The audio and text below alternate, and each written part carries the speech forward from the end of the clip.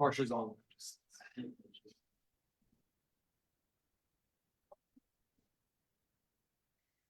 Hello, everyone. Hello, Marcia. Vice Chair White. I feel like I'm really loud on this microphone right now. So do you want me to keep talking, testing? They'll make the adjustments. Okay. Welcome everybody. Really good. Thank you. Welcome everyone to the 4 p.m. joint work session of the Ogden City Council, Development Agency, and Municipal Building Authority. Let the record reflect that all council members are present, with the exception of Councilmember Myers, who's asked to be excused, who may be joining us online. Also joining us online is Vice Chair White, if you'd like to say hello. Hello. All right, and Councilmember Chaburka will be joining us at about 5 o'clock. She's asked to be excused for the first hour. We'll begin with a quick review of our agendas, the special city council meeting, the special redevelopment agency, and the municipal building authority. We have some approval of minutes. Councilmember Myers is not in attendance. I don't know if anybody would like to take a look at those, or we can defer those. Okay, thank you, Councilmember Blair. Then we also will have a public hearing on the mid-year adjustments from the proposed fiscal year 2023-2024 budget amendments, presented by, is it Justin or Coralie? Coralie will be here on that one. Okay. And then we will have reports from Planning Commission, proposed community plan amendments, historic preservation in the Lynn Community Plan area. That'll be presented by Brandon Rippian, our senior planner. And then we'll have our planning manager, Barton Brierly, present on the proposed rezone of 1450 Gibson Avenue. And then we'll also have, and let's see. Okay, yeah. Then we'll have the proposed creation of the flex industrial zone presented by Brandon Rippian as well. And we will have our, I think, our petitioners here on that as well. I think we have the petitioner on the 1450 as well. And then we'll have reports from administration, proposed utility revenue bond parameters, the 36-inch canyon water line, and Laura Lewis from Lewis Robertson and Birmingham will be here to present on that item. Any questions at this point on any of those items that we want to talk about before we get into that meeting? Okay. We'll have public comments, take public comments, and then we'll hear from comments from mayor and council members. Quick adjustment to the special redevelopment agency meeting. So the item under the public hearing was noticed for a public hearing. However, there was a slight error in the noticing. And so we will not be holding a public hearing on that item. So we'll make sure to announce that if anybody would like to address the council on that item, they can do so in the public comment section of the regular city council meeting. However, we will approve minutes and table the item to, do we have a date on that? To May 7th. So we'll need an action to table the item to May 7th, and then we can move into the municipal building authority meeting, which we will have a public hearing on on that item, the proposed fiscal year 2023-2024 budget amendment, sales tax and tax increment bonds, series 2023, and the municipal lease revenue bonds, series 2023 A and B. All right, any questions on any of that? Looks like a fun full night. That last item we will have Coralie also will be addressing us on that item. So, okay. Okay, first up, we'd like to invite my old boss, John Watson, up to come and address us on the My Hometown Ogden annual report. And he probably barely remembers that, but I'm sure he doesn't have any stories he wants to share or anything. Welcome, John. Thank you very much. John, if you'll just go ahead and push that button. There we go. Now everyone online can hear you. Thank you for having me here. He was a great employee. He was much smarter than I because he got out of that. Council members, mayor, city employees, and all of you guests. I want to tell you it's a privilege for me to be here this evening. Tonight, I represent my hometown as the city chair of the 3 communities that are in Ogden, Utah. And prior to speaking about that, I just want each of you to know how much I appreciate Ogden. For 50 years of my life, I've had a business license in this city. And I have to tell you, I've never been disgruntled. I've never been mistreated. And it's been a wonderful ride for John Watson in the auto industry. So thank you so very much for what Ogden has done. As we start I need to tell Mike McBride thank you. He's kind of our anchor that does a lot of these things that really illustrates who we are. My hometown really started about 2.5 years ago. We were asked to take on a project that was being successful down in West Valley. And in doing so, I know you've had one annual report, and we'll just kind of add to that this evening for just a moment. But we came to the Ogden City, and Ogden City embraced this, and it is what has made the difference in my hometown around the northern part of Utah. There are 11 communities that are represented in my hometown, 3 of which are here in Ogden. And I must tell you that my hometown, Ogden, is the envy of all communities. And it's because of Ogden. It's not because of the work that we're doing, although we enhance that, but it's because of what Ogden has done as far as embrace this thought and process of going forward. With that said, I hope if you get the opportunity that you'll take the chance to just glance at this annual report. You certainly don't have to read it or go through it now. We'll go through a few pages in it and give you a few little highlights. But the things that have been so impressive as far as for me is the fact that this city has come forward as well as volunteers. And we'll talk about some of those numbers that have had really an impact in the community. Mike, if I do this right, I better get my glasses on because I have been around here for quite a while and I'm getting older. I don't see as well as I once did. My hometown really has a vision of what we hope this does for the city. And I think that the city has also embraced that we're trying to make the community a wonderful place to live. And oftentimes people come and buy a home in Ogden City and the first thing they tell their neighbor, this is just a stopover. We're going to move out into the rural part of the community. And in fact, our hopes is that our mission is to have people become neighbors and friends and love their neighbors and make their homes a very livable place. Some of the numbers that go along with that, I'll get to, but I want you to know that we started, and this isn't just a church responsibility, it's all denominations here in the city. And in fact, a lot of the community players are involved with this. United Way helps us. Weber State University helps us. The Catholic Community Services helps us.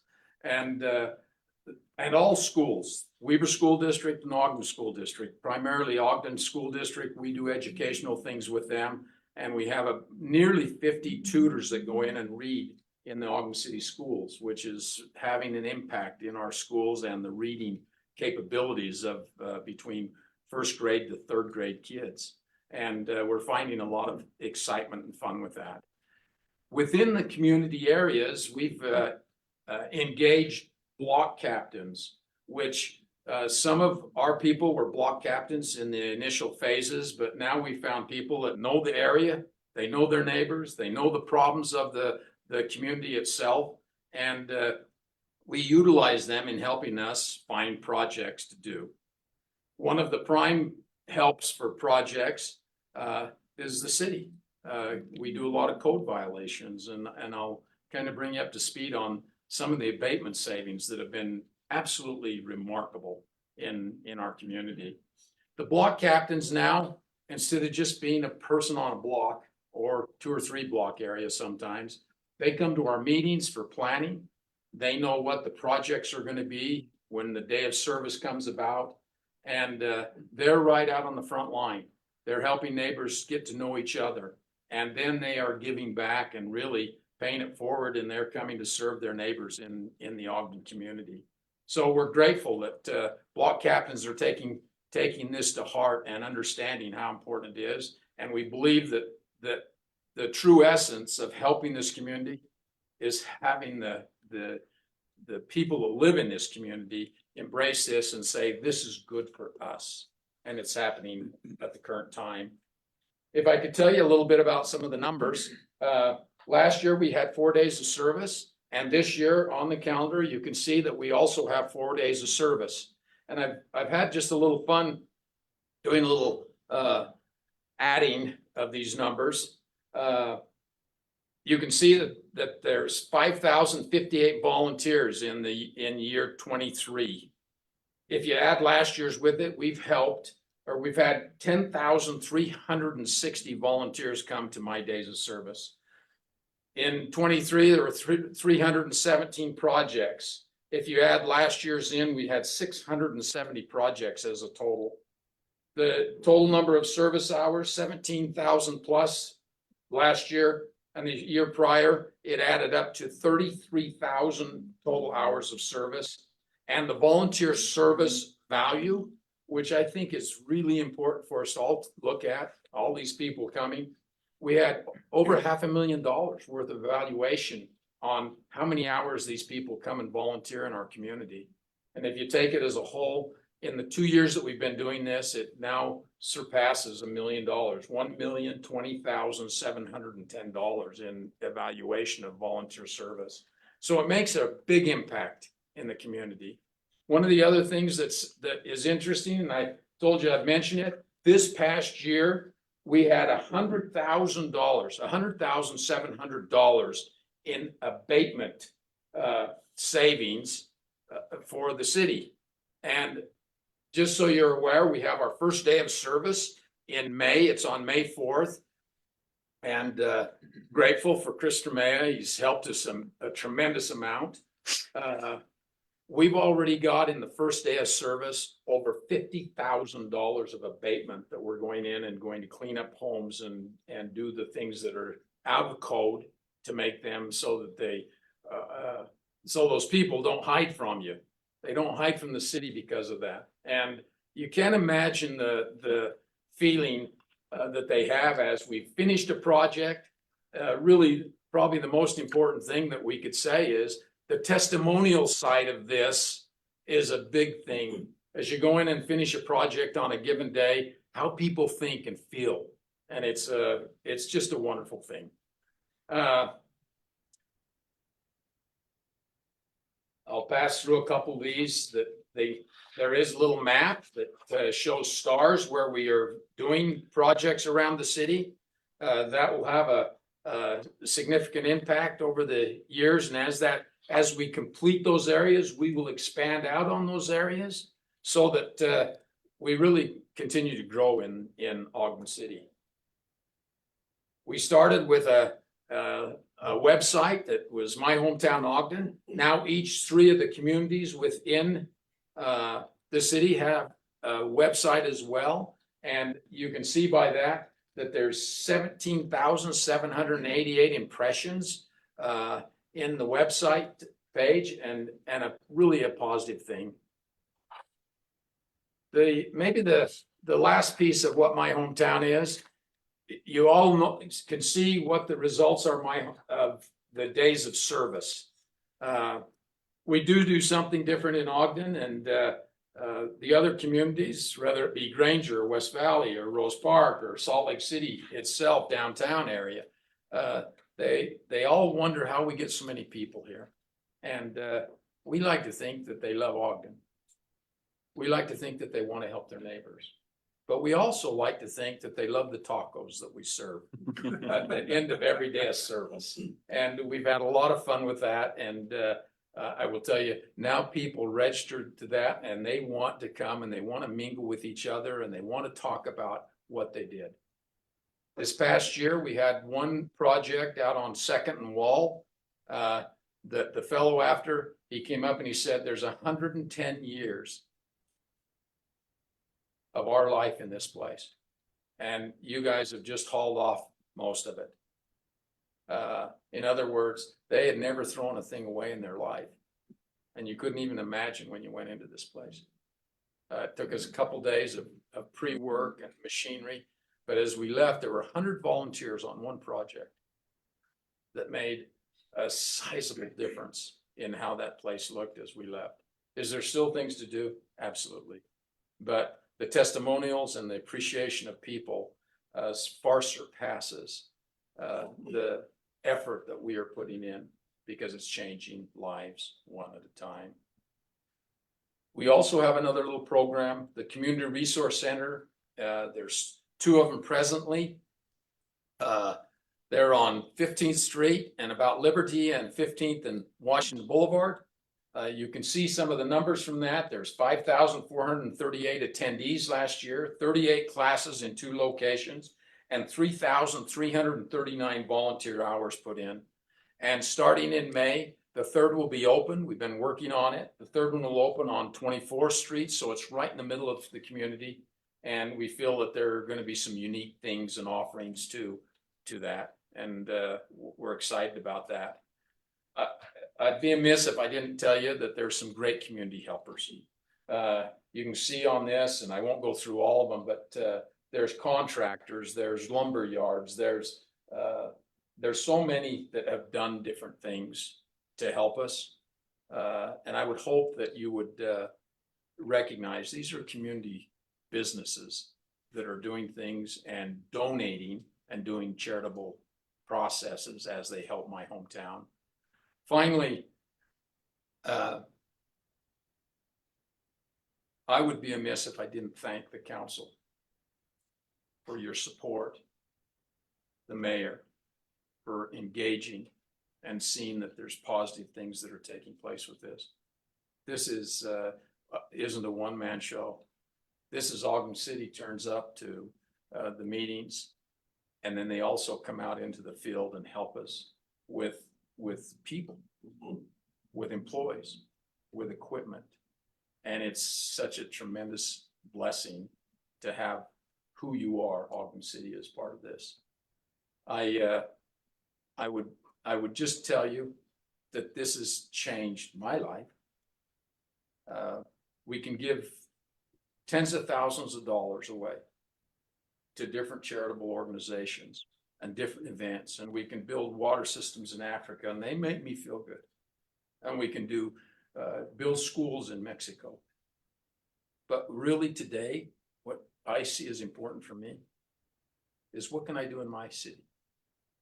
How can I help the people that need help in Ogden, Utah? And my hometown is doing it all year long. So our annual report brings good news. We're excited about doing it. We have 4 dates that are posted for this year. And with the help of Ogden City and the support of the council, we'll continue to do the very best job we can to promote Ogden as the best place to live. Thank you so much for your time. Are there any questions that I could answer, or any other thing that you might want to know? Councilmember Graff, did you have a question there? No questions. Your enthusiasm is outstanding, John. You're more than just sitting in a chair and holding a title.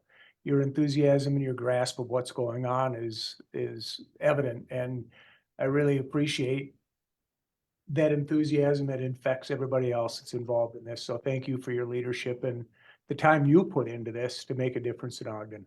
Thank you. Thank you.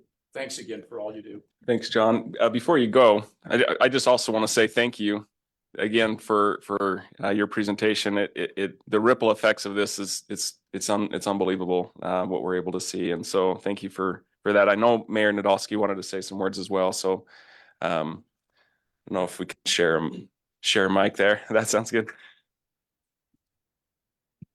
Thank you, Mr. Chair, and thank you, John, for the presentation. I wanted to share. You shared a lot of numbers. You shared a lot of impact. Those are things that we can quantify and and report on. But I used to be a council member, and I've had a new experience since January as the mayor that I wanted to share. And I share it in part because it's a profound experience that I've had, but it's also because our staff are quite modest. and I know that they would share it on their own, so I'll share it for them. We sit in directors meetings every Tuesday, and Tremea comes and he brings his team, he brings his cases. Mike, as our communications lead, is in all those meetings as well. And they share stories every week. They share it with the leadership team. But it's more than just sharing experiences and stories. When our staff come to work, they come to work to serve. And your presentation reminded me of when I started in January. I shared what my vision was for Ogden, and it was based on building an environment where people can thrive. And it doesn't mean that we give people handouts to thrive. It means that we are the kind of community that's a hand out to help. And these are the kinds of things that do that. Now, when our staff come to work every day, they don't just come to punch a clock and to deliver service and go home. They do it because it creates within them a feeling of impact and fulfillment. And before this meeting, you were just asking me how I like the work, and I told you it's better than it's fun. It's fulfilling. I can't tell you how meaningful this program has been for our employees, because instead of writing a citation, they're helping to correct an issue that is impacting the community and the outward impression that we make, but they're also putting a hand out to help lift up people, and it makes all the difference in the world. That's not municipal governance, and that's public service and community building in real time. So I just wanted to share with you guys that I see it every day, and I see it in the way that our staff feel when they come to work because of this program. So thank you for reporting. Thank you for everything you're doing, but thank you for the impact it's having on our staff, because the most selfish thing that we can do is serve others selflessly. It's a value that I share and appreciate, and this program helps to do that. Mayor, thank you. Chris, Mike, Monty, and Brandy, I see so often. They are impactful, not only this program, but to my life. There is a little saying in Proverbs, where there is no vision, people perish. And when you sat down and said what you said to me, that ran through my mind. So thank you. Thank you. Thank you, John. Chair, if I could just say one Yes. real quick comment. You know, I was down at the league Yes. conference last week, and the mayor as well. And there were so many people that came up and asked, you know, what's that secret sauce that you have going on in Ogden? And it's these kind of things that, you know, my hometown, that people are really invested. And I wanted to just say that we're very thankful and grateful for my hometown and what they do for our city. So it creates all of that secret sauce. So it's awesome. Well said. Thank you, Vice Chair White. Okay, up next, we have a continued discussion on short-term rentals. We're going to invite our policy analyst, Steve Burton, to present from back here. And I think we have from Flash Vote, Kevin Lyon online. Yep. Yeah, good afternoon, council members. Just to recall kind of what's happened and what this proposal is briefly. You may remember there were a few work sessions that were held. One was in February, let's see, and then we held another one in March about a proposal from the planning division regarding short-term rentals. The proposal would address issues like on-street parking and whether or not a unit is owner occupied, things like that. And there have been, at these work sessions, you probably recall, there have been there's been quite a bit of conversation around the parking issue, and also a little bit about visitors, people visiting short-term rentals and having parties and things like that. And so after these work sessions, one thing we noticed is there seemed to be several council members interested in receiving some community feedback about the issues that the ordinance would address. And so a flash vote survey was conducted earlier in April, and with the intent of trying to understand community feedback about issues like parking and parties. And we've invited Kevin Lyons. We're grateful that he's able to join us. So we've invited Kevin from Flash Vote to kind of explain the survey results and hopefully answer any questions about the survey that you have. And we've also invited Barton here to answer any questions and take any feedback that you might have. So we'll turn it over to Kevin if he can hear us. I can. Can you hear me okay? Yes. All right, great. Well, good evening, everyone, and thanks for having me join your meeting. I've got a little a presentation with some slides, and then we can go through the results in real time as well. For those of you who aren't familiar with Flash Vote is a scientific survey service. We work with cities and counties all across the U.S., including a lot in Utah, which has been wonderful. And we do short, automated scientific community surveys so we can get data on hot topics, especially STRs is very popular in certain parts of the country. And in this case, what we did is we wanted to get the STR data that you needed, but also, keeping in mind that parking issue. And so I'll go through some of the results, show you what we did, and of course, answer any questions you have along the way, if that sounds good. Hey, Kevin, before you start, could you bet. explain that this wasn't a scientific, what the purpose of the survey was before we start? Because there's a lot of people that reached out to me asking about, well, it's not it doesn't have a P value or an S value, or okay. a V Good. value or whatever. Can you explain why we did it the way we did it?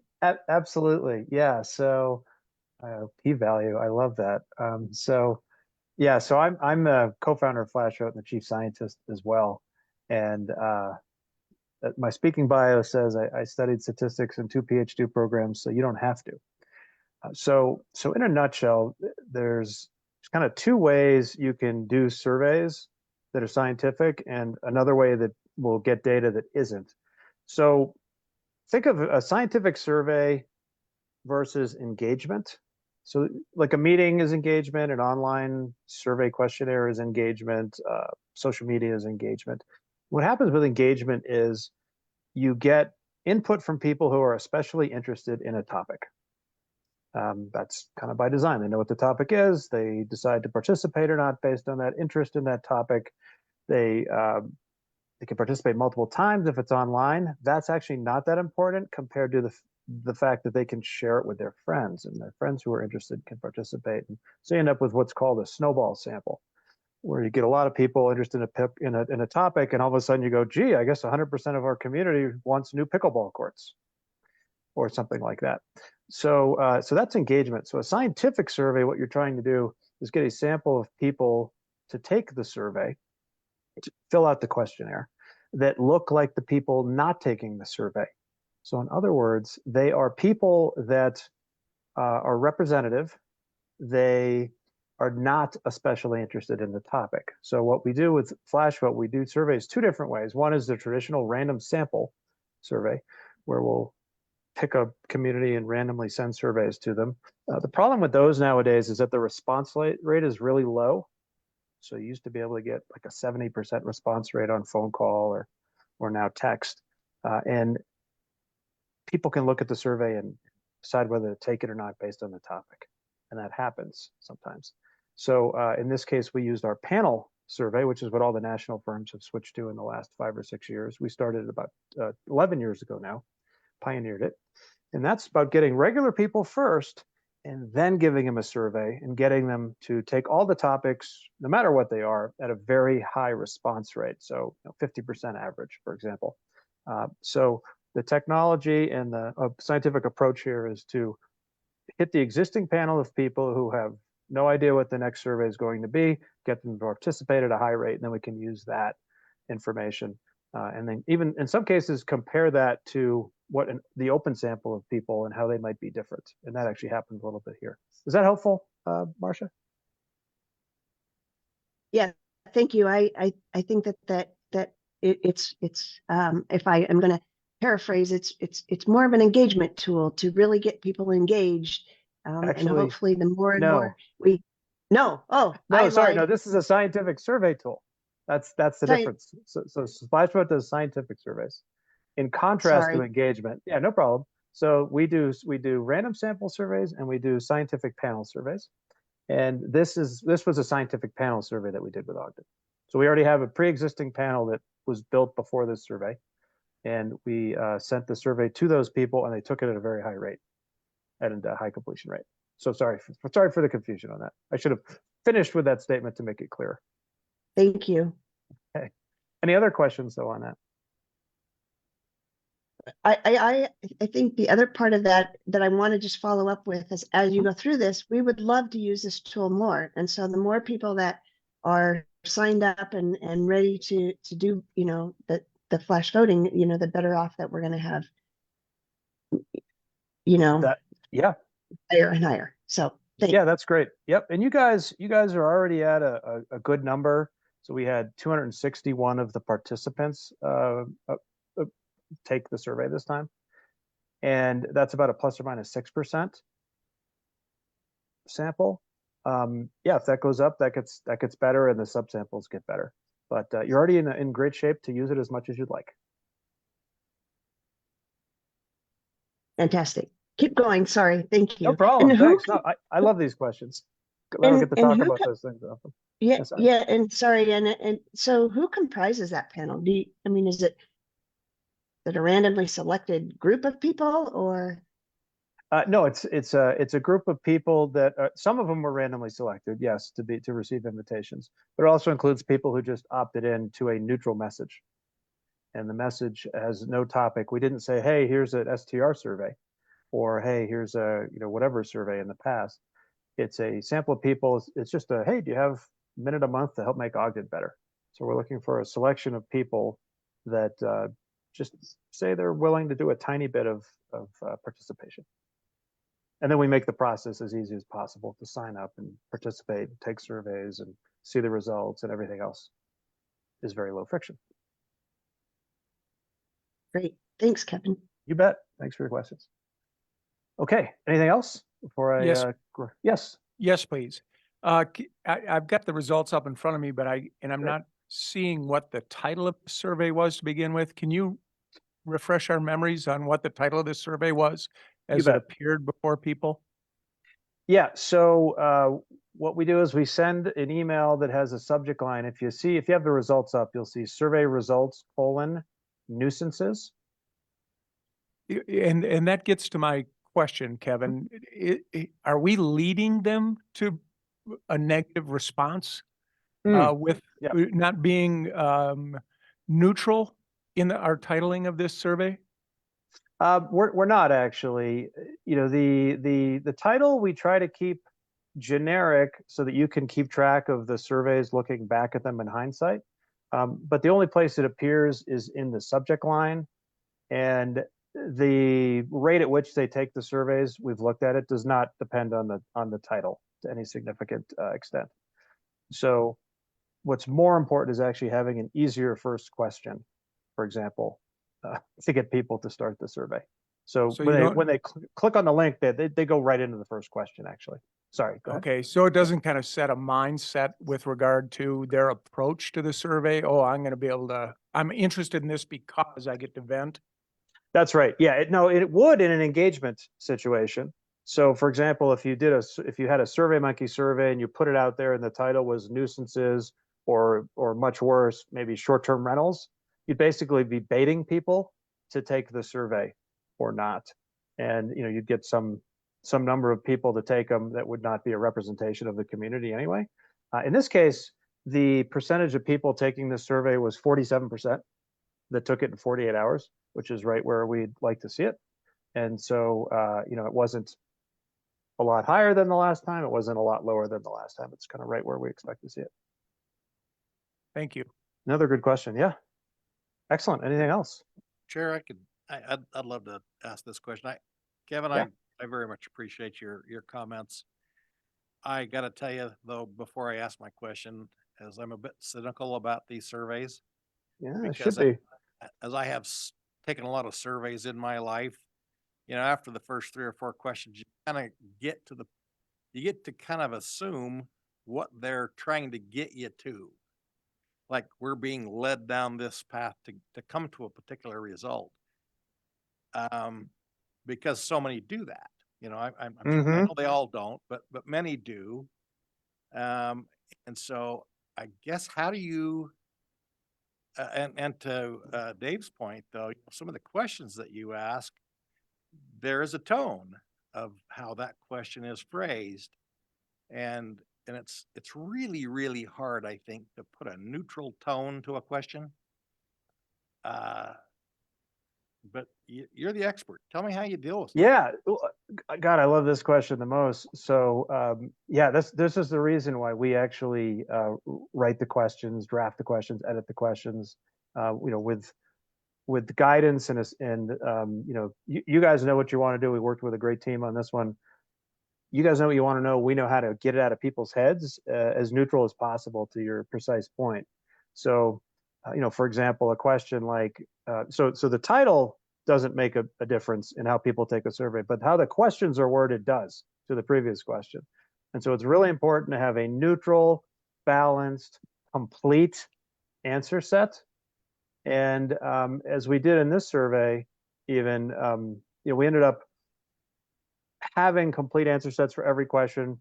We didn't lead in any of the questions. It's always an if any. Maybe you don't have any nuisances, and that's what most people picked, in fact. So there's a lot of things we look at to make sure the questions do that, but basically we have about a 23-point quality control we go through to make the questions as neutral as possible. So you've probably seen questions where like, hey, how great are we? Great or really great? Yeah. Well, that's not a complete answer set. Sometimes people are shocked at our answer set for ratings, which is terrible, bad, okay, good, excellent. People are like, oh man, do we have to have terrible in there? And the answer is yes. That's actually, those are the 5 points that match up to the 5 pieces of our brain most neutrally and evenly. So that's an example of the kind of analysis we do on that. Thank you. I appreciate that. Yeah, thanks. And by the way, we're always in the feedback business too. So if you do see something that does seem skewed in any way, let us know. Okay. Any other questions? This is great. I think, yeah, let's get into the results and, Okay. Yeah. Awesome. All right. So I'm going to grab the screen hopefully here. And let me know when you can see the screen. Our screen's kind of coming and going. Sure. Okay. Well, keep me appraised, if you don't mind. I got 2 options. Can you see the screen if I do it this way? We can't see the screen presently, so we're having Zoom issues. That's on our end, I think. Yeah, Okay. it's definitely friend. Yeah. Because I can see it on my end. Okay. So you can see it remote. I can talk through if you guys Okay, want we to can pull see it up now. locally. You can. Excellent. Yeah, go ahead and talk through it. I think it may be intermittent, but yeah, let's talk through it. Okay. So we actually covered the, I got a slide up called overview and results. And first thing was just going to be the scientific survey part, which you guys prompted me through already. So we'll pass on. Basically, the motto is serve the many, not just the noisy, which can be very challenging. I've been a public official for 11 years now. I get yelled at once a month on Mondays. And yeah, it's definitely hard to get beyond what you see in front of you. It's how we're wired. So the question really for this one was, what's going on out there in Ogden with short-term rentals? What's going on out there, especially with regards to parking? Is that a big problem, a small problem? Is that not at all a problem? How does that rate to other potential nuisances and so on? So we'd like to zoom out, put that in context, and then drill down and give you the whole story that we can get from the 5 questions. So the results link is in this deck, and I can share this with you guys if you want to put it in the file afterwards. I've got Q1 up now on my slide. Can you see that one? Yeah, we can see the screen now. Go Okay, ahead. perfect. Okay, so yeah, so Q1 is designed to basically bucket people because we use this as a filter also. And we want to see first, I know there are not any short-term rentals. I suspect there is at least one. I know there is at least one. My property is used as one. So the idea is to get some bucket and then not sure, which is the biggest group. So we can use these as filters, but also give you a sense of what people perceive out there. And most people, of course, aren't sure. A small percent are sure they don't have them. little more than about 3 times as many suspect or know there is one in their neighborhood. And we didn't define neighborhood, of course, but just gives you some ratios to think about.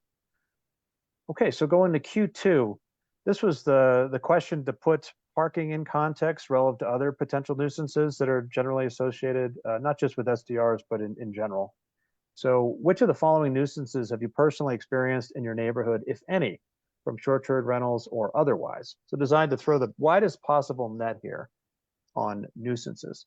And number one is we got, going down the list, we got loud noises, excessive cars, garbage cans overflowing, uncomfortable or negative interactions, solid waste trash piled up, excessive loud dog barking, outdoor lights left on, and then haven't experienced any of these. So what you see at a glance is the haven't experienced any of these is the largest chunk, about 56%. And parking is your number one of the nuisances. So it's about 50% larger than the second group, where you'd include loud noises and garbage cans. And then in that third group, you might have less loud dogs barking, and then the trash and the outdoor lights. So the uncomfortable interactions, fortunately, is the lowest overall. This is the set of people with an address in Ogden, confirmed. Questions about that at all? It's kind of a parking result that might be useful to you. Okay, great. So then next, to kind of even balance that out, we don't always do this, but you guys requested, and it's a good idea in this case, for sure. Which of the following benefits of short-term rentals are most important to you, if any? So I'm going to ask the same question, kind of a positive spin on short-term rentals, and see if anything jumped out. And it turns out that the more visitors to support the local businesses was your number one there. You'll note that we have people choose up to 4, so they can't choose them all. There's a forced constraint there, and that's what creates a nice distribution over the choices. The second group, you had properties are better maintained, more tax revenue for the city, property ownership can be more affordable, and then people have less expensive options to stay. So those are all 30% roughly or more. And as you go down, some people don't care about any of these. They don't see those as big benefits. That's about a quarter of your people. Okay. Going to Q4. So we've looked at sort of the concerns, the negatives. We looked at the positives now, measured those, put those in relative perspective. And then the last question is more about, hey, what might we do about these things? And so if the city of Ogden were to regulate short-term rentals, which do you believe would be most appropriate? And these people aren't legal experts, of course, but we're asking them in a way where they can think about what makes sense, what might make sense, what might feel right to them. And the top 2 actually both over a majority of the participants were require SDRs to be registered and permitted. And I'll go to the full screen so you can see the full results there with the tab.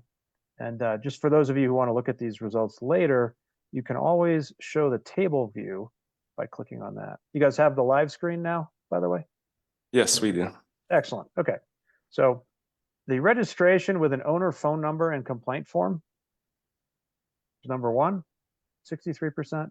And then require SDRs to be permitted and subject to loss of permit for a certain number of parking, other nuisance violations was number 2, 60%. So those are kind of your 2 that are the, separated themselves from the rest. And then the second group, you have limit SDR parking to the number of off-street parking spots available. You can also mouse over these to see that. And then have police respond to nuisance complaints at SDR properties. Those were in the 40% range of support. And then below that, you had a third or less. Restrict total number of permits, have geographic or spacing limitations, and SDR should not be restricted, about 22%.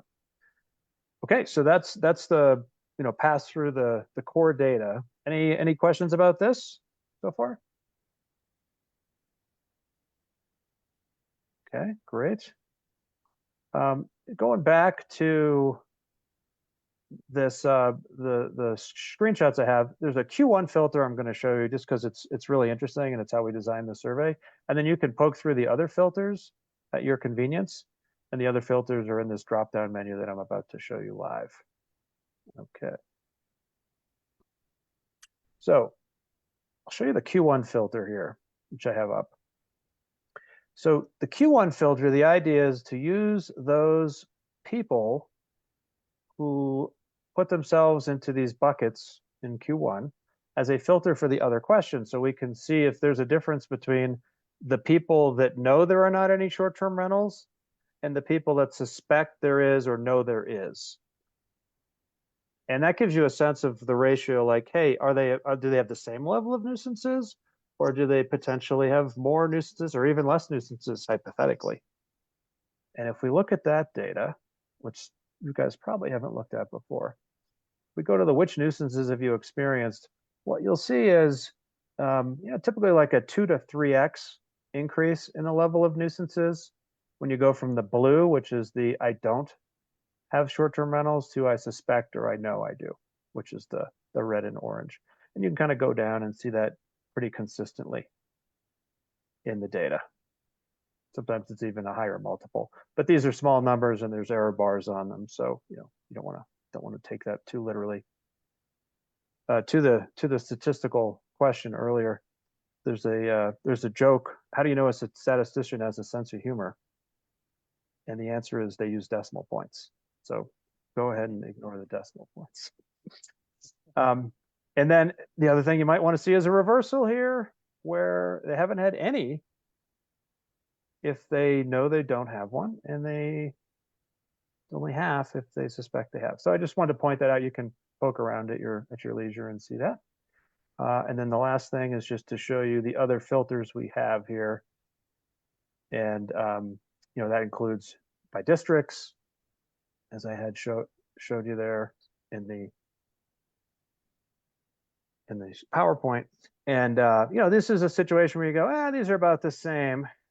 Maybe the red's a little lower than the others, but maybe there's some differences in behaviors where the red might be a little worse, and the red is District 2. You could look similar. District 4 seems like it's a little lower. There's an overall story you can extract out by looking at these other filters to the extent that they help you make informed decisions you have to make. Okay, I'll pause there.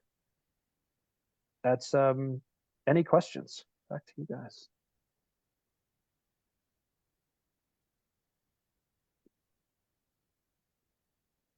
No questions. No questions. Okay, well, you got all your great questions out up front. I appreciate that. Yeah. I think we did, but Janine, if you has a comment. Kevin, could you just Yeah. maybe in 1 or 2 sentences summarize then what you feel the survey said about parking relative to short-term rentals? Sure. Yeah. So of the short term, the takeaways on the parking, first, I would say that the data shows that, yes, there are a higher level of nuisances associated with short term rentals, as we can tell. And within that set of nuisances, the parking is your number one, about 50% larger than the next largest nuisance. So, addressing the parking, if you're thinking about addressing nuisances associated with short term rentals, that would be your number one. That's be where you start. And then you could move through the list from there.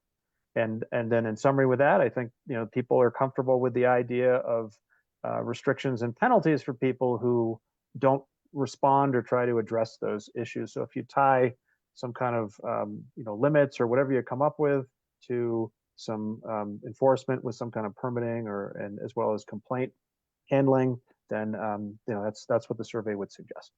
Is that helpful? Yeah, thank you. You bet. Okay, so we have that information. Thank you, Kevin. We'll Okay. we'll call you back if we have any additional or Let me just hang on hold for a second or Sure, yeah, I'll hang out for a little bit. I'll just mute myself and I'll drop Appreciate off it. if I'm not needed. Thanks. Alrighty, so we have this discussion coming before us again on May 7th as an item on the council meeting. And so any other discussion or takeaways from this discussion before we invite Barton back on May 7th to present one last time? Anything else you want to hear from him? Any adjustments or anything else?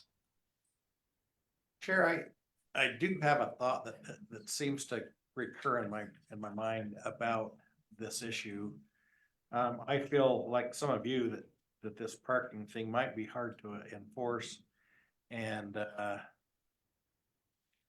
maybe seems a little arbitrary, but maybe not. I don't know that it is, but it kind of occurred to me that, and maybe you could address this, Barton.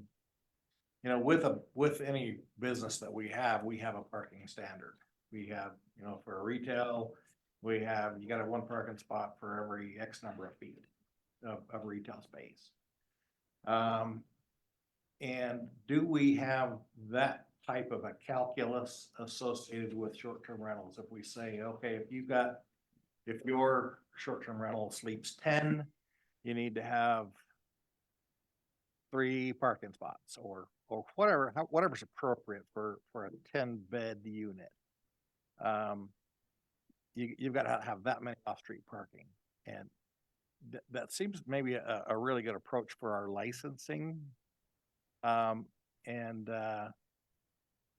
Do we have that? Yes, you have that. Both the current ordinance and the proposed ordinance has that. So we actually do a review of the dwelling, how many sleeping rooms do you have, and how many parking spaces are you required based on that. The proposed ordinance actually simplifies that calculation, so it's just on a table to look at it. But yes, we do have that. Does it count Murphy beds and trundle beds and fold-out couches and stuff like that, or? We just look at rooms, the Do you? number of rooms. So yeah, I mean, you could have in a room more people, but yeah, it's based on the number of rooms. Okay. I would guess maybe at some point, like the fire marshal might be concerned about thousands of beds in a room or something. There may be other ordinances maybe that come into play. Well, it would seem appropriate that that be one of our factors that we calculate in our licensing of this. Yeah. So, yeah. Councilmember Graff. Or just a simple definition of parking requirements or parking expectations when they come in and obtain their license and make application. Okay, here's your license, and here our number one concern, as put forth by neighbors, is parking, and here what your unit based on rooms is allotted, and just leave it at that. On any given day of the week or weekend, my block can have people parking the wrong way on the street and 10 cars come barreling in for a backyard picnic. And they've got nothing to do with a short-term rental. But we do have, if I've got people parked on my lawn with a tire, I'll call and they'll be asked to move it, or I'll walk across the street and ask them to move it. I'm not sure creating an ordinance specific to short-term rentals is going to make any difference in providing better enforcement than we already have the capability of providing. You know, I think I agree with you on the fact that we don't want to make this complicated. And that wasn't what I was kind of getting at. I was thinking, you know, if it's I a didn't think you were. Yeah. factor to the licensing, then make it easy to, okay, you have this many beds, you need this many parking spots, you need this many parking spots to get you. Well, and that's driving toward the whole idea that you have to provide on-site parking, and I'm coming from the direction of you can park on the street. It's public. Yeah, that's been my concern too, because I mean, when we have a neighborhood party, boy, there's people, you know, and that ought to be okay. So anyway, but there's a difference between my home and a business, and that's the distinction I think that the administration is trying to draw, and that's where I was kind of going with that. Is okay, if it's a business and they have this many, this is probably an expectation. Vice Chair White, do you have any comments or thoughts? Yeah, it's a difficult one because I think that short-term rentals are really helpful in our city, especially as we have, you know, as we move towards that big event that's hopefully coming in 2034. And I think that So I do believe that short-term rentals are really important in our city. I, I think it's going to be very difficult to enforce. I think it's going to be a difficult thing to enforce.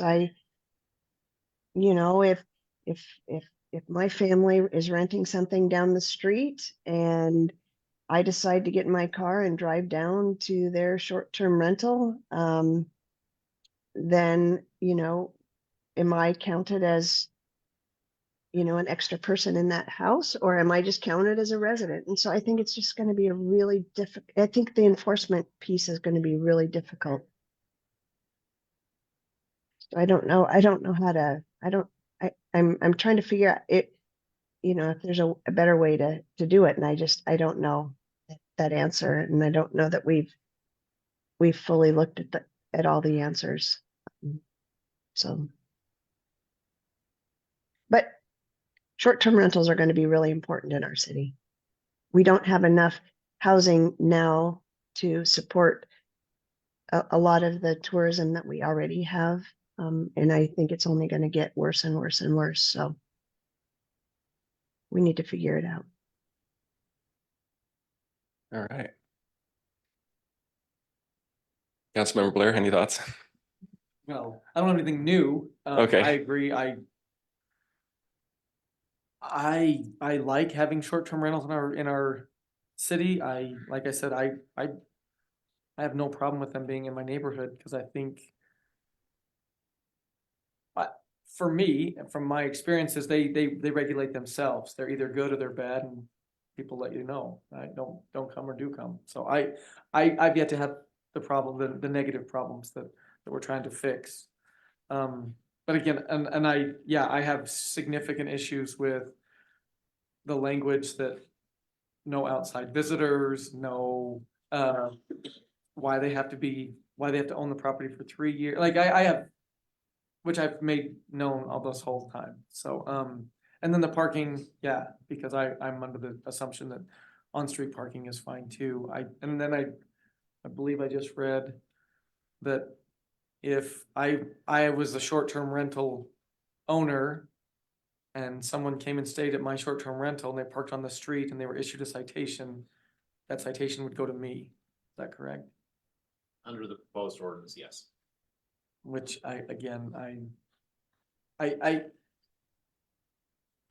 my opinion, what we're trying to do doesn't fix, in my opinion, a bigger problem, which is trying to get short-term rentals to register and to actually go through the proper paperwork so that we can regulate them.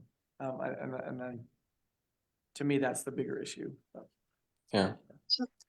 So maybe maybe Barton or Chris could explain that, because it just didn't make sense to me when you first proposed it. And so maybe you can explain it, why it can make a difference.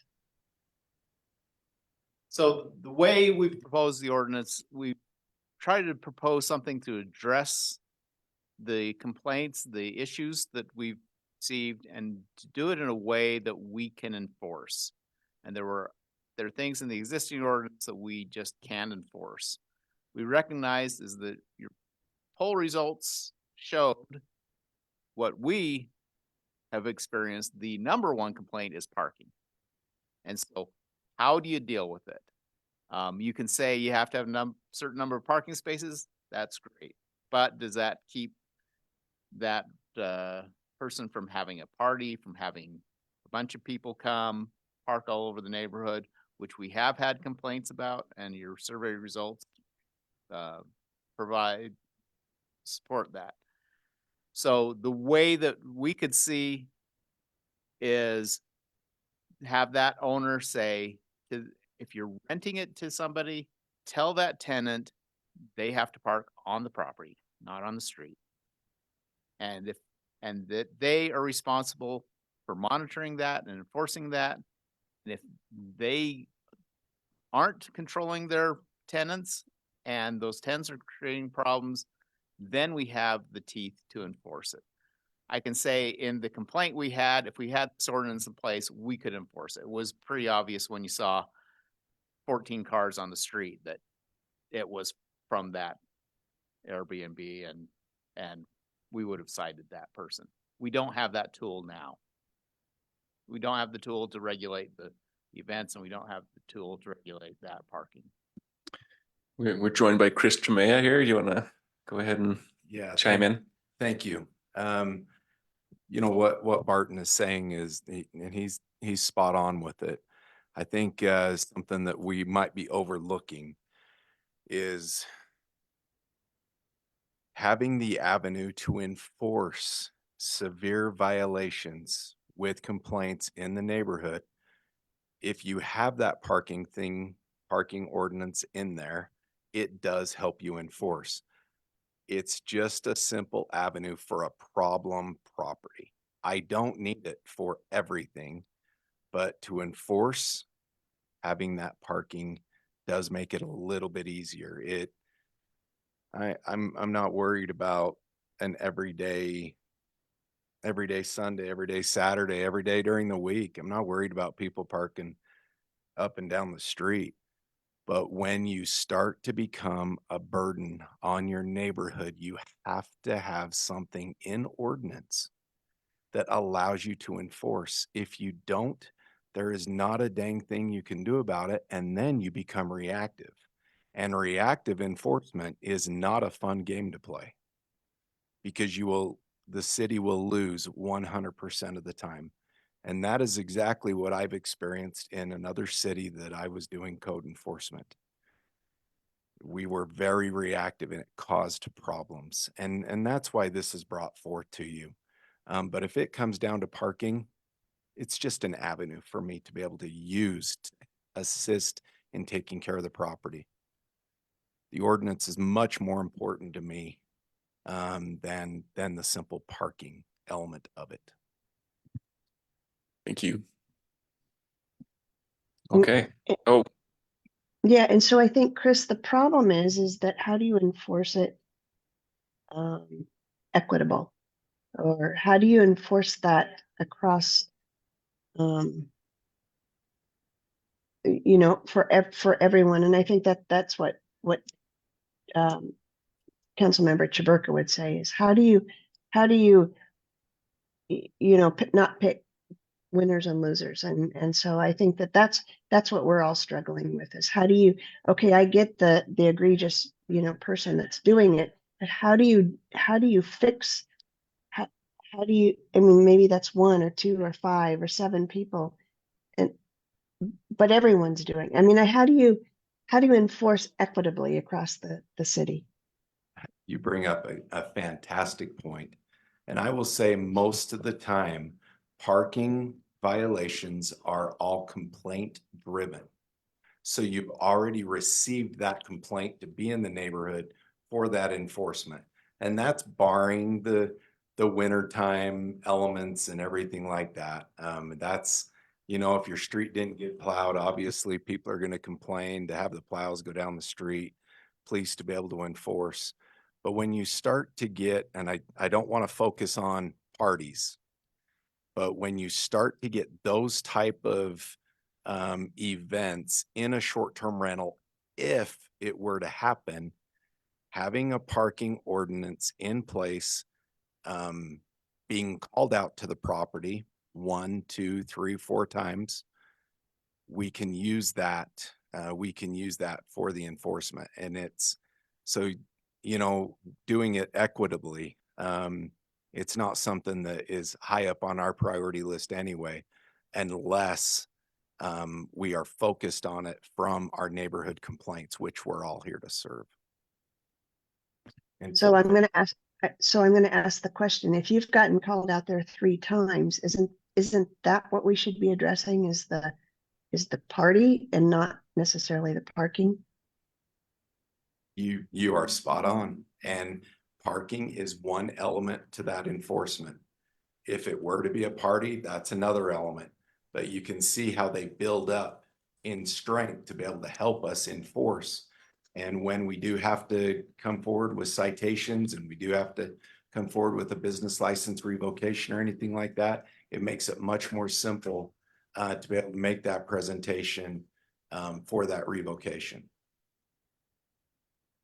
So not number of calls by you or not number of calls by the police. It becomes, oh, you have too many cars parked there. It's evidentiary. So if we were not able to find anything wrong with the property except parking, but parking led us to build that communication, something that they needed to change for their business, it's right there, and it allows us to be able to provide an education to our business owner and become less of a nuisance to their neighbor. Councilmember Heyer had a question It wasn't really a question. or a comment. It's those of us who went to the National Planning Conference in Minnesota, we spoke with the Airbnb representative while we were there. And I gave Janine a copy of the flyer that they gave to us, and she should be able to distribute it to the rest of y'all. Anyway, those organizations, Airbnb, are very motivated to solve these kind of problems. You know, they want to be a partner to the city. And Airbnb, for instance, has created this thing called the city portal. I just punched it in. It says, "Welcome to the city portal," the Airbnb city portal. And what the gentleman told Ken and I, we were both there at the same time, and he said that if the city has problem properties like that, they will work from their end also to notify the owner of the property, the lister of the property. They will help us to send links to how to get their property licensed if it's not. And that's not going to be a direct issue with this, but it can be a partner that can help us enforce the problem properties that you all are talking about.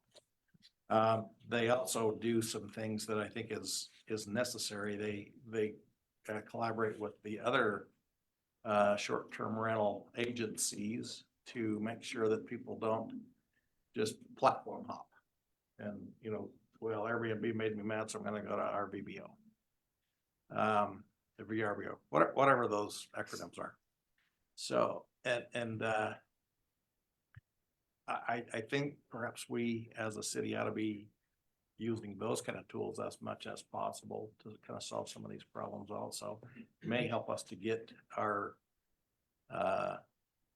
people that do this that don't want to get a license to get that done. And Chris is nodding, he must know something about this. So I just wanted to point that out, that there are some things that perhaps we ought to be looking at doing that I don't think we have been. Yeah. I kind of feel like we could go on and on about this, and we could for sure. And I know we do have it on our agenda coming up. So at this point, I think we need to move to the next item. But if there is something specifically that you want to discuss, or any additional ideas or questions that we can pose to Barton before presentation on the 7th that can help us, move forward in some direction with this, that would be, we'll Vice Chair White and I'll be reaching out. How's that sound? Okay.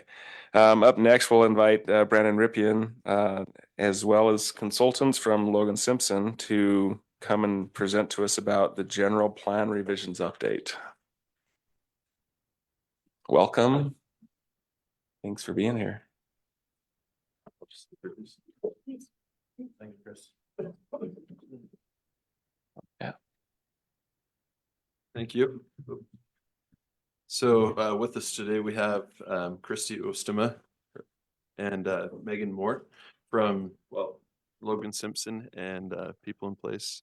So they're helping us with the Plan Ogden general plan process, and they want to do a kickoff with the city council to receive your input and just inform you about the upcoming events, and I'll turn the time over to them. Thank you. Thank you, council members. Thank you, Mr. Mayor. We've got a short presentation, relatively informal presentation. We have some questions for you all, but if questions come to mind as we're going through this, feel free to interrupt us and throw those questions out. We have a little bit about the project overview, schedule, what to expect engagement wise. A little bit on project. Hey, logo. hey, before you go too much further, you, online, you are in, presenter mode, so I'm seeing your next slide. So I don't know if you want to change that. You're getting a sneak preview. Yeah, I know, Thanks, Vice it's Chair. great. Right. I think Eric's working on it here to. Okay, perfect. But yeah, we'll go through the engagement plan a little bit on outreach, and we'll have you all give us some ideas on a project tagline to go along with the logo and branding. And we have some other quick questions for you all, and we'll talk next steps and be back next time. I'm afraid to touch it till. I think you're okay to just. Looks good now, thanks. So as Brandon mentioned, I'm with Logan Simpson and Christie's with People in Place. We've done a lot of these plans for a lot of different communities throughout the Mountain West, including many cities within Utah. But we also have a supporting team with City Design, Zion's Public Finance, Meta Urban Design, and Kimley Horn. And you'll see as we get into this with a lot of the components in the general plan, these are kind of our element experts. So Zion's Public Finance will help on the housing and market side of things, Kimley Horn transportation, City Design a little bit more on implementation, and then Meta a little bit more on the graphics. And the overall purpose of a general plan is to give you kind of a roadmap for planning out the future, right? It's talks a lot about location of growth, location of redevelopment, what that growth should look like, whether that should be residential areas, commercial areas, mixed use areas. But it also helps city staff be able to plan where infrastructure is necessary, where it needs to be in order for that growth and redevelopment to happen. It also lays out priorities, and usually in the form of an action plan or implementation plan that kind of gives you a roadmap for the strategies and actions that have to happen to implement the plan itself. Some of the elements in a general plan, it is a high level plan. It's not a regulatory document like your code is. So this is guiding, but it touches on a lot of different pieces and parts. So the city vision will actually set the stage for goals and policies within the plan itself. And of those goals and policies, you typically see a lot of these different elements, such as land use, housing, public services, transportation, open space, etc. What we're seeing in some of the newer plans out there is health, diversity, equity, sustainability, all become either elements themselves or they're wrapped into it as a general theme within the plan. But a lot of times the themes and the elements definitely come out of that overall city vision, which is one of the first pieces of plan development. And in regards to who should help plan the general plan, it's everybody, right? This is a big public process. We want to get as much feedback from the public, from different boards and commissions, from city leadership throughout the process. So we'll talk a lot about outreach a little further on, but this is definitely a community developed plan, and we're out of towners, so we're a little bit unbiased, so we can bring that outside perspective on things. But our role is really to get out there, gain the feedback, bring it back to you all so you know what the community is saying, and put it together in the plan. In addition to Plan Ogden, you of course have Zone Ogden that's occurring right now. And a big part of the puzzle between these two pieces is that they work together. So Plan Ogden and Zone Ogden, again, Plan Ogden is more that guiding component. Zone Ogden is more your regulatory component. But key pieces in each really need to align in regards to the land uses within the general plan, need to tie into your zoning categories, etc. So we are closely coordinated with both teams. And then you'll see the Plan Ogden in your general plan also kind of sets the stage for some of those partner and elemental plans underneath. But really Plan Ogden is kind of that overarching umbrella for transportation plans, water sewer master plans, etc. And getting into the schedule, really just kind of ramping up, really just getting started. What you'll see come summer and starting kind of in June is a lot of public outreach events through the summer and then into November, and that's kind of the visioning stage. And then much of next year, if we're kind of generalizing the schedule, will be on plan development. So taking a look at future land use map, future land use categories, nailing down the goals and policies of the plan and looking forward to implementation. But overall, we're looking at kind of a 2-year plan here, target that. So adoption happens in 2026. And just some highlights for this past month, current month, and then looking a little bit further out. We've kind of just started meeting with some of the staff departments. We did a kickoff meeting with Planning Commission already, and you'll see some of what we are hearing from some of those meetings. Met with the Diversity Commission as well, and Brandon's been going to some of the high schools and talking to a lot of the students to get some of their feedback already and early on. Still this month, we will plan a launch of the website, which will be plan-ogden.com. Finalize the community engagement plan with feedback from you all tonight. And then a little bit more due diligence behind the scenes. So taking a look at existing conditions, which you can consider kind of that state of the city today, what things could be improved, looking at current data and trends, what things just need to be maintained. And then taking a look at the existing general plan and kind of looking at that as a report card. What were the successes from the past plan? What needs to be addressed and changed and added to in this update? And then looking towards May, looking out towards the public launch and then visioning workshops come June, you'll see a launch of, I guess, notification of events, the first public events, as well as drop-in events such as farmers markets, transit outreach on Front Runner and OGX. And then really kind of our biggest task is prepping up for some public workshops that very last week in June. So one of the key questions that we've been asking Planning Commission, city staff, Diversity Commission is what would make this plan a success? And you can see all the direct responses on here so far, but the way I see it, it kind of fell into 4 buckets. So one is this outreach component, making sure that we reach a broad segment of the community, that it's easily understandable and accessible, that it's fiscally sustainable, so looking at things in costs and priorities, and making sure it allows for follow-up and follow-through.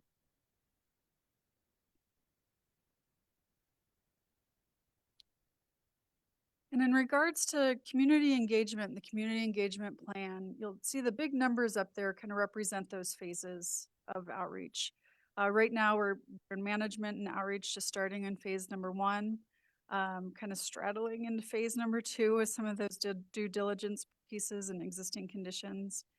And then what you'll see in phase 3 with the visioning is really where a lot of the workshops, public workshops come into play with visioning scenarios and a final vision statement guiding themes, as well as some online questionnaires. We'll have 3 questionnaires throughout a span of 6 months. A couple work sessions, probably not just one work session, we'll probably do multiple through that phase, and our advisory committee meetings as well. And then that next year, looking into draft plan development, we'll also reach out to the community through that phase for revisions on goals and policies, future land use mapping. Again, another online questionnaire. We'll have online draft plan review to make it accessible to folks, and do another check-in with Planning Commission and yourselves through that, that 10 to 12 months. And then plan approval, of course, is coming back to everybody, gaining approval, gaining acceptance of the document itself. Through advisory committee, Planning Commission, City Council, and other boards and commissions. And then your outreach opportunities at that phase are really setting the stage with pilot projects. So some of the things that might come out of action items, like the gentleman from Hometown, Ogden, was kind of talking about. So kind of grassroots ideas like that. Right now within the engagement plan, we've got a number of different community groups, entities, agencies, general public identified for inclusion and to reach out to these groups throughout the process. Right now, I know that middle box is really tight due to all of the groups, but it mentions organizations and agencies such as WFRC, UDOT, UTA, as well as some of the surrounding municipalities, the adjacent counties. Chamber of Commerce, Chambers of Commerce, churches, New American Task Force, Weber Innovation Center, etc. So if there's any thoughts on additional groups or just making sure that they're on the list here, please let us know. And then the advisory committee, same thing. The advisory committee is really the entity who will try to kind of guide the process. We'll reach out through public feedback. We'll bring that public feedback back to them and lean on them to help make some of the decisions that will eventually come to you for approval. The advisory committee members have a planning commission liaison, and that member is planning to rotate. So they're all involved with the advisory committee at one point. Members from your Sustainability Commission, Arts Committee, Ogden Downtown Alliance, Landmarks Commission, Parks and Rec Advisory Committee, etc. So again, I think we're looking, if we've missed anybody for this advisory committee, please let us know as well. And then a little bit about the project website. It is www.plan-ogden.com. It's in line with zone-ogden.com, so we've tried to keep them relatively consistent. But this should be the one-stop shop for everything general plan related through the process. We'll have updates, we'll have documents as they're completed, we'll have notifications for public workshops, online questionnaires, and typically we'll always have some type of outreach activity on there to give us feedback throughout the process. So this is a little bit about what the homepage looks like. This digs into some of the tools that are available on there, from an ideas map, which is actually available now. We'll probably be editing this as we go through the process, but just initial thoughts on areas that folks love within the community and areas that they might improve a little. And then overall engagement tools, really the website is, like I said, kind of that one-stop shop, but we'll also use online engagement tools throughout. So social media we'll use a lot to get word out. That's where calls to action will be posted through both the city staff and city social media accounts. And this was also mentioned by the youth as well through some of Brandon's meetings so far, as that's kind of where they get their information as well.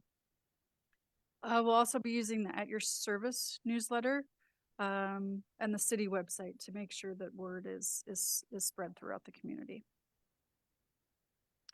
And the reason that we use the website and online questionnaires is that we've got the opportunity to track who's involved, not to be invasive of anybody's privacy, but we want to know more about who we're not hearing from in the process. And if we're not hearing from specific groups, whether that be youth, whether that be the non-English speaking community, we can make amends and make changes to the scope to be able to reach them.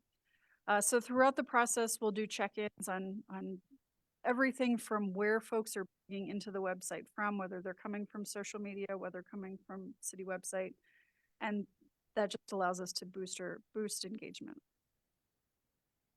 We also have the ability to track locations. So we've talked about whether to track certain neighborhoods at a smaller scale, and this is just an example. Of course, it's not an Ogden map, but it is an example of where we heard from folks within a different city.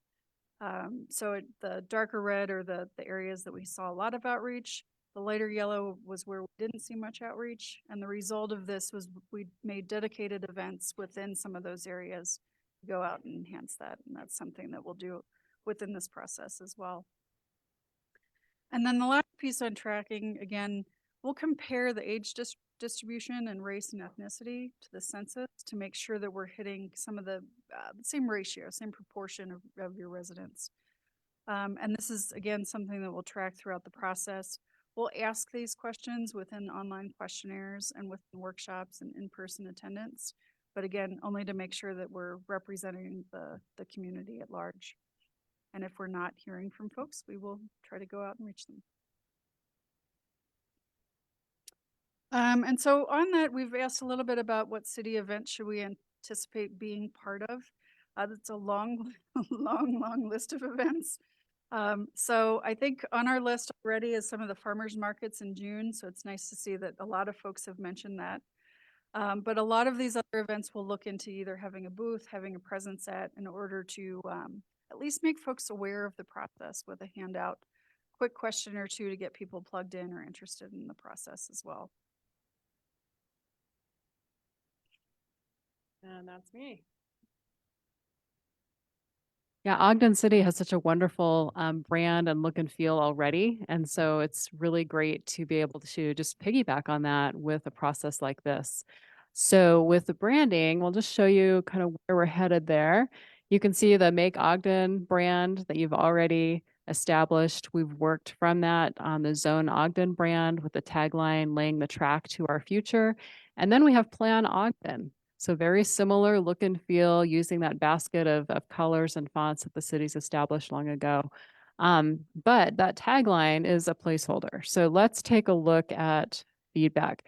We had a whole bunch of taglines identified in this process and kind of combined, filtered, and have a top 5 here that we'd love your feedback on. So imagine that Plan Ogden logo and then one of these 5 taglines, either elevating our vision, forging our future, shaping our future together, undeniable momentum, or your future, your voice. We'd love to get your feedback on that tonight and hear your thoughts now and hopefully land on something that grabs your hearts and your minds as we get into this process. What are your thoughts? Your future, your voice.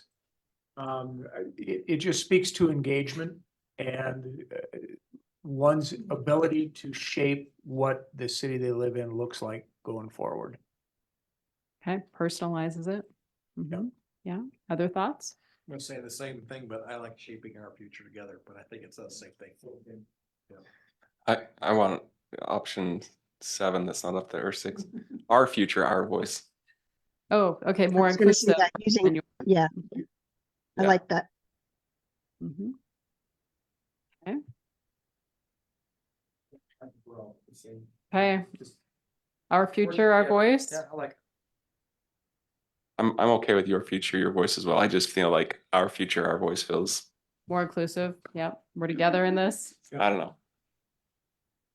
And maybe it should be our voice, our future.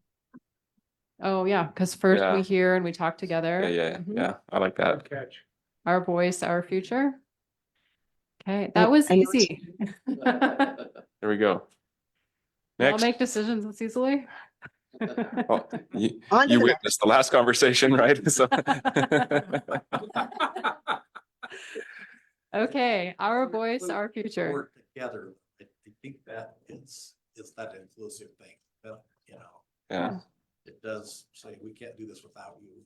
Yeah. To me. Yeah. Yeah. I think so too. It's friendly, it's engaging, it's inviting.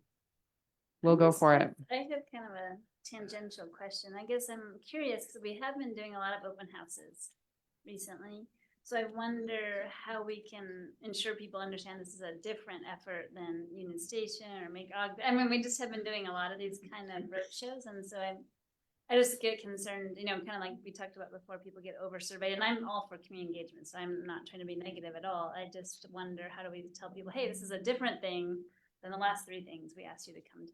If you run out of gas, at least participate in this This, one. like, Yeah. this is the most important one. Yeah. Those others were just somewhat. Yeah. You know what I mean? Because we just have been really trying to engage. Yeah, sure. One thing that we are doing that's maybe a little different. I know we aren't doing this with the code, but we're doing an intro video that our mayor is working on with us, I think on Thursday taping.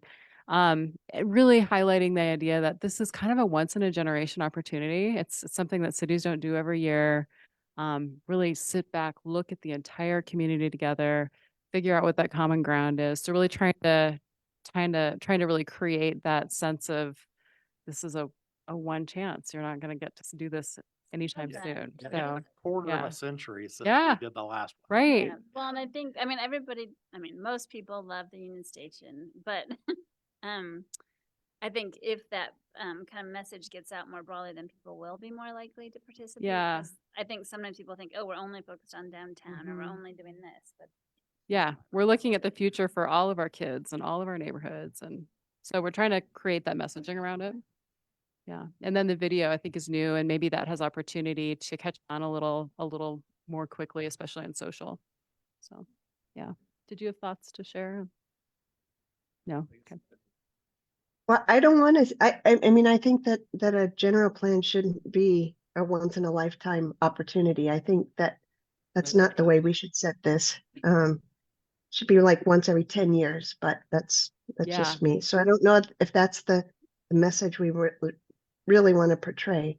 And I think I did misspeak. I said once in a lifetime, and we're phrasing it more as generational. So once in a Yeah, generation. Marcia, I participated in the Mhm. last one. I'm old enough to have done that one, so I'm still there.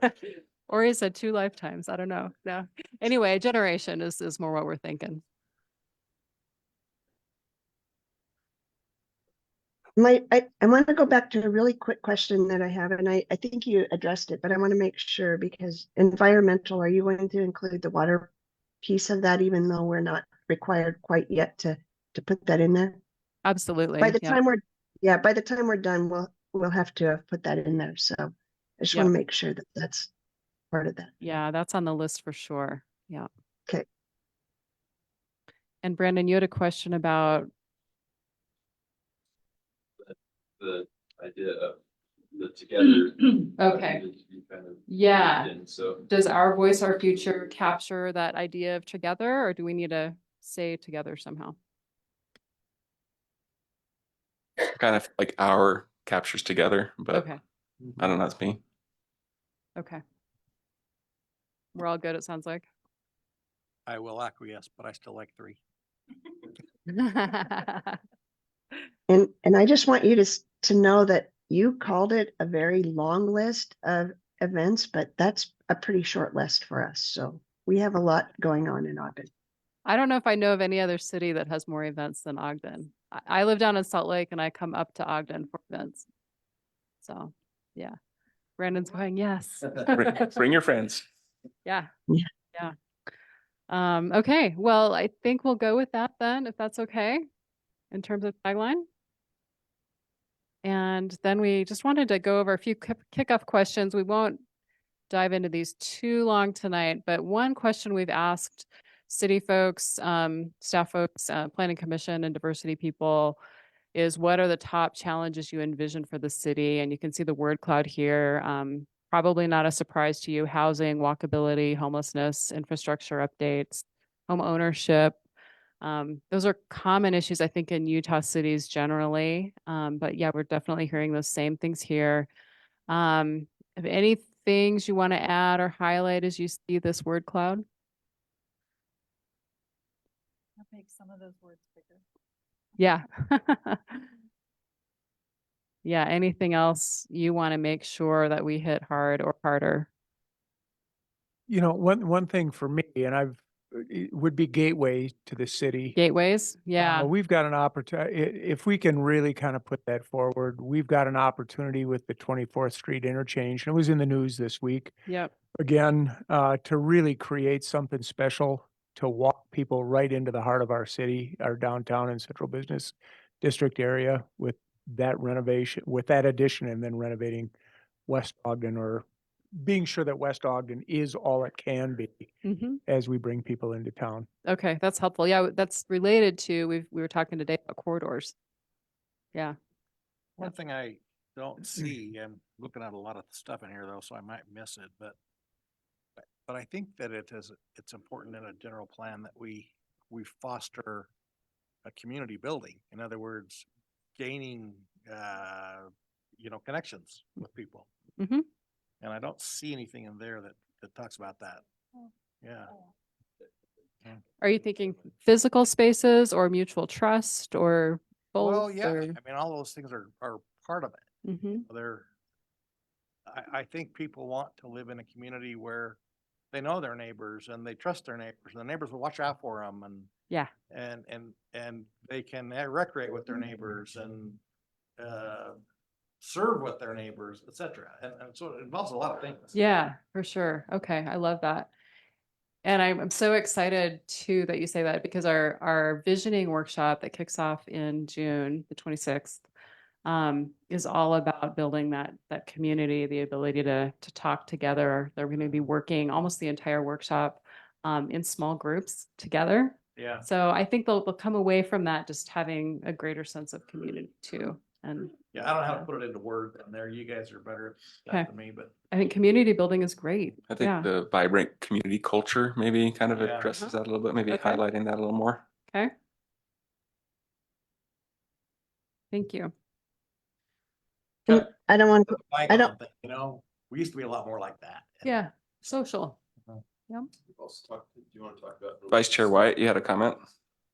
Well, I just don't want, I want to put my Wasatch Front Regional Council hat on for a minute and just really trying to bring in that whole access to opportunity, bringing in, you know, jobs where people can be and services where people can be. And, you know, so that we don't have to always get in our car to go down to Salt Lake for employment, or we don't have to get in our car to go down to Salt Lake or even further to get, childcare or, you know, healthcare. And so I don't know how I mean, a lot of these words play into that access to opportunity, but just really trying to focus on, you know, creating really good and I think we had somebody said it and I can't remember, was it, maybe it was you, Rich, that said community development, you know, really good sound community development.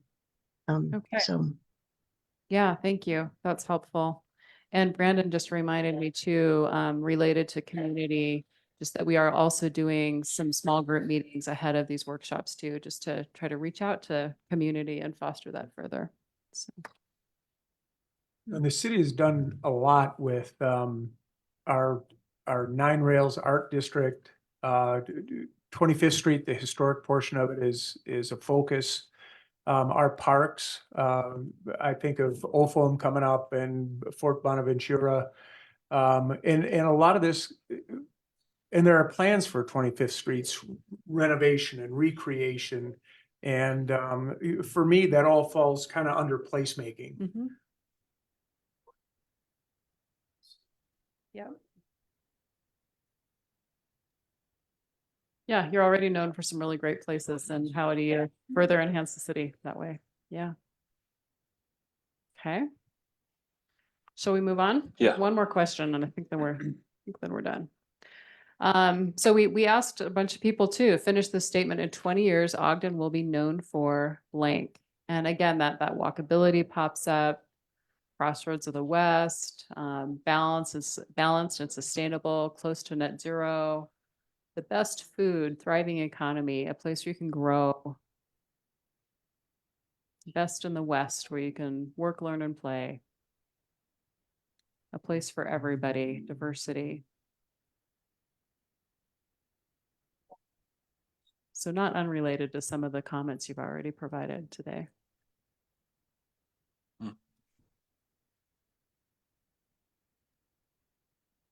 do we have to pick one? You know, just if you have anything to add that you think would be useful for us to hear, or maybe something on this list resonates with you. I think the outdoor recreation is one that we're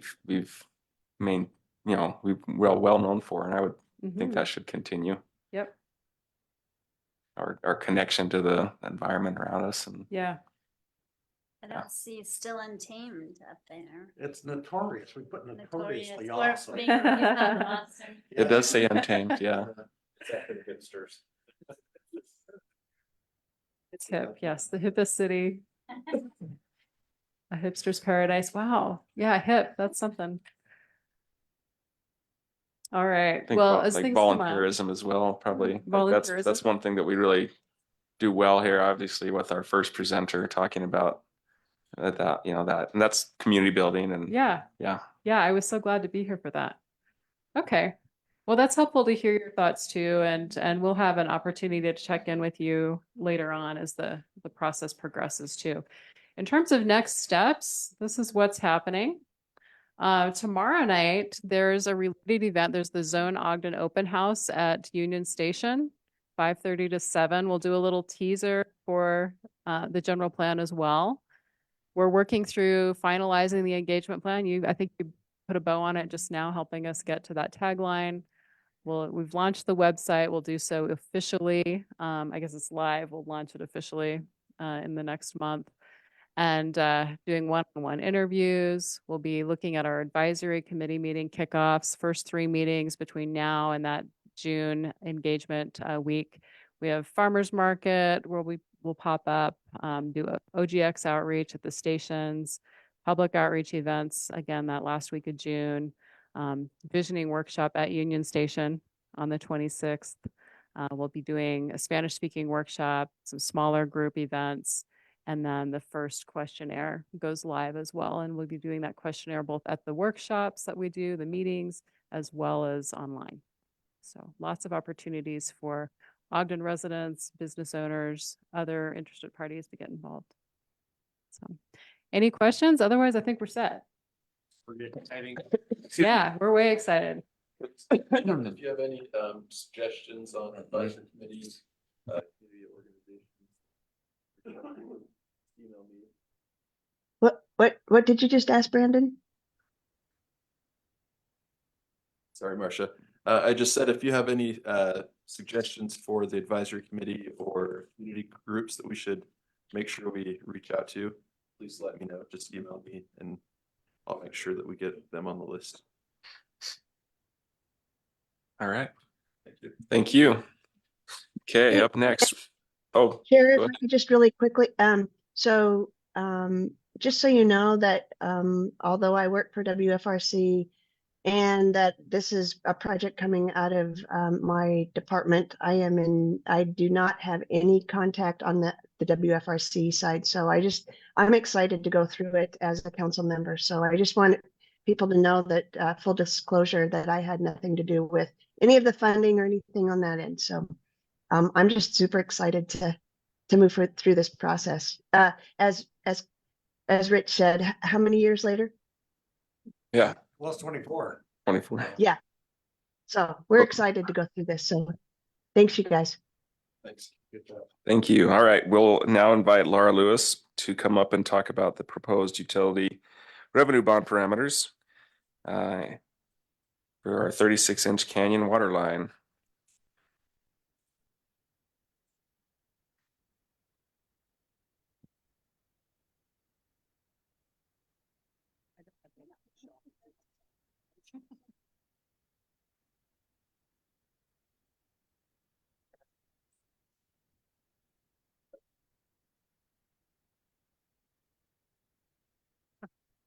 But I do have to have my numbers in front of me, or my document in front of me. I don't think so. It's green. Hello. Okay. I think closer for my solo.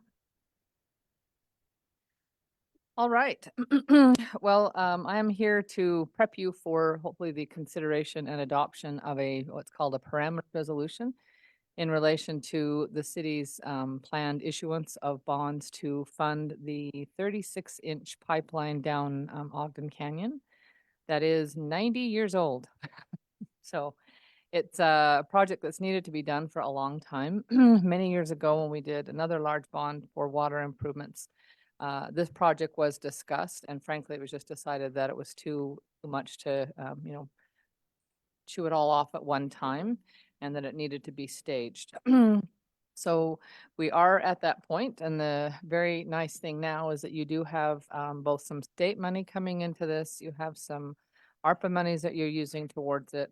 We're getting a loan. It will be called a loan, but under state law, it is treated as a bond because that's the only way a city can enter into legally authorized debt. And then the state revolving loan fund is also providing a low interest loan. So in order to make all of that legally authorized debt, you need to pass a parameters resolution. The anticipated debt service, the par amount of the bonds will be approximately 77 million. Any of you who have worked with me for a year would know that I like to put in some type of headroom just in case, right? Just in case between now and a year from now, you decide, oh, project costs went up, we need to issue another little small bond, then you'd be covered already under this resolution. So the parameters that will be in the resolution are $82,100,000 as a maximum par. Maximum maturity will be 40 years. And the current in your packet document states that the maximum interest rate will not exceed 5%. I would like to recommend that whoever is going to make the motion on this resolution, that you amend that interest rate and increase that to 6%. The reason being, the benefit of the federal loan, it comes through, I think, an EPA program. It's called WIFIA, Water Infrastructure Finance something authority probably. Um, they have very flexible terms and conditions. However, their interest rate is tied to the state and local government securities rates, and those are tied loosely-ish to the treasury rates. They base the rate, they will set it the day before we close, and they will set it based on what's called the weighted average maturity. So I'm probably getting way too in the weeds, but it's what I do. I'll be quick, I swear. So when you went to college or high school and you had your grade point average, if you took a 4-credit hour class and got an A, that weighed more heavily into your grade point average than a 3-hour credit class where you got a B. You would end up, tilting a little bit above that B average. So the weighted average maturity is kind of the same concept, only it's with, $10 million of bonds mature in 40 years as opposed to 5 million mature in 30 years.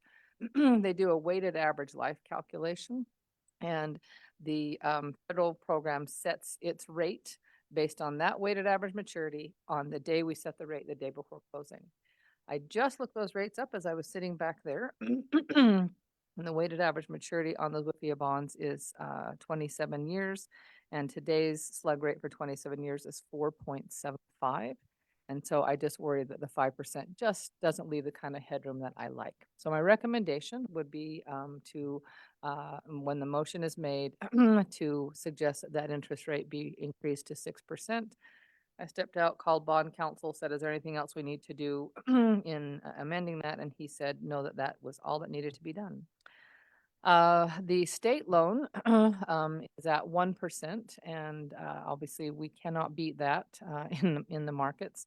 We probably could beat the rate or match the rate on a publicly offered bond, but not with the terms and flexibility that we have with the WIFIA program.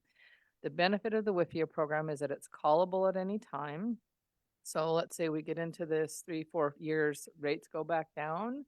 Yay, we refund it, right? We do it as a traditional bond. We can pay them off without a penalty. You do not have to start making interest payments until your project is completed, which is a longer period for this project. It would be a longer term than if we issued publicly offered bonds. We'd have to start making payments sooner.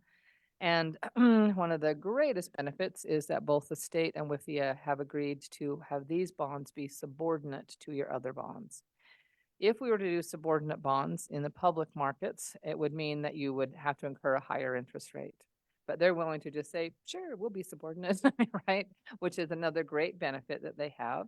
The reason that's beneficial to you is as you're looking at rate increases to help support these bonds, we are able to use a lesser debt service coverage ratio relative to these bonds. So it's 1.25 on your senior bonds and 1.15 on these bonds. The resolution, if you approve it, will set a public hearing for June 11th. And I did not get my calendar pulled up because I popped out to call Randy, but the intention is to close end of June, early July. That was less Thank boring than usual. Good, exciting stuff. Thank you. Yeah, my kids love it. I love weighted average. Anybody have any questions or discussion on this? We'll be talking about this in about a little bit, pretty quick. Thank you. All right. Okay, the last thing we have are financial principles discussion. Janine, we'll take it away.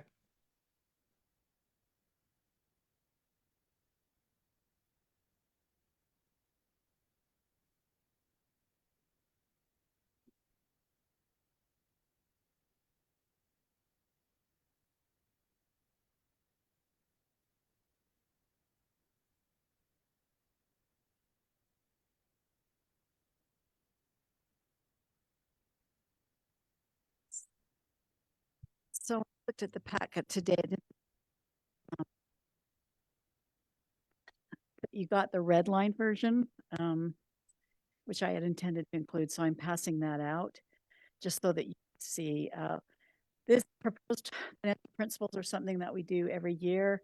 We used to do it with the budget, and then we started doing it before the budget, and now I'm just running a little late because of some other issues in life, and so we will be adopting this as soon as we can. Hopefully, we can make. There's just a couple of, I would say, substantive changes and a couple of minor changes that I want to review with you. Let's see.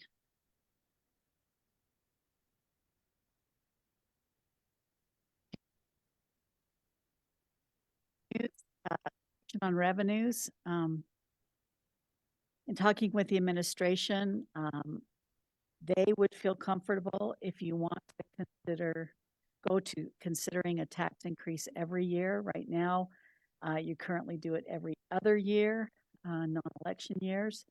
So that is a proposal that you can consider, and it's up to you whether we make this change or not. Any thoughts on that?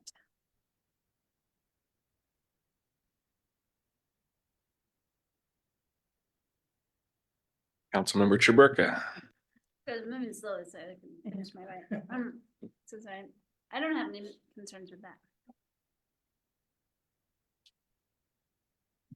It doesn't mean you have Councilmember to Graham? do it. It just means You're we'll open to talk about consider. it for a few minutes, and then if you want to do it, then it's there ready for you to consider. Yeah, I think that to have that opportunity open to us is beneficial. Okay. The second change is just regarding employee salaries. This is more of a correction. We're having a new compensation benefits plan, so I've updated that date. And then the last sentence says that, anytime they're spending benefits from vacancies, that they would not be transferred to other departmental operating accounts without council approval. Per state law, they don't need your approval to do this, but they have agreed to notify you when those transfers take place. So I just made that change from approval to notification. The strategic planning, this is the financial strategic planning, not the strategic plan that the council has been doing every 5 years. So I updated the date, and then they have already, administration has already started working with Lara's group to get that 5-year financial plan in place. And probably would update every other year or as needed, just because of the cost and time. So I just updated it that a contract will be in place this year to do that. On the operating reserves, it was previously that we'd set the goal to increase the minimum reserve until it was at least 20%. We are already at 20%, so I just changed the wording to say we would maintain that 20% reserve. And that, again, is a recommendation from the administration. So those are the 4 changes that we're making from prior years.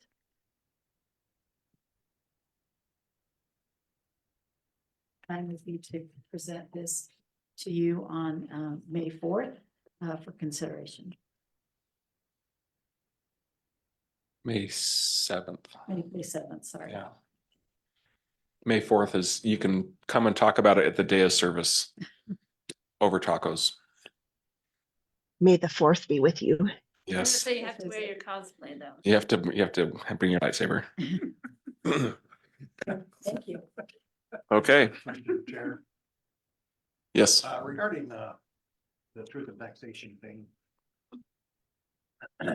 If it comes up, I mean, how does it how do we do that each year? Is that, so we could have this conversation and decide whether to do it or whether or not. When does that happen and how does it? So we have to notify the county in March 1st, if you were going to do that. And all that means is, then they give us a date.